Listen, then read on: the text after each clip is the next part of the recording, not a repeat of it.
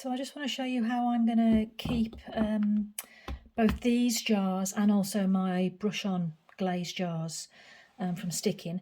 The lids, I find, as they dry out, I sometimes struggle to get them on and off, and I'm noticing on all of these, especially noticeable on these really bright coloured ones, look how much glaze I've got on the outside and on the inside of here.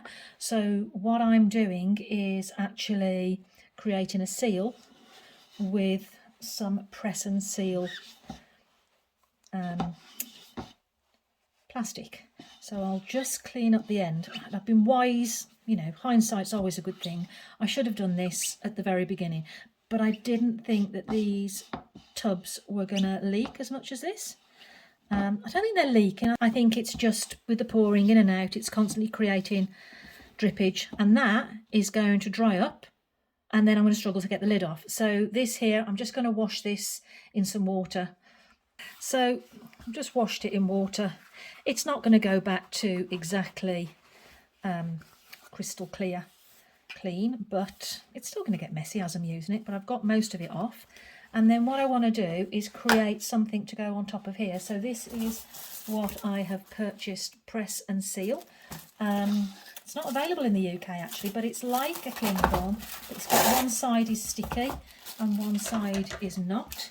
So I'm taking a square of this. Very sticky to cut. You can see how it's actually sticking to the top.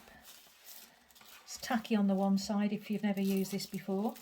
But I managed to get this off Amazon in the UK, but it did come from the US, I believe.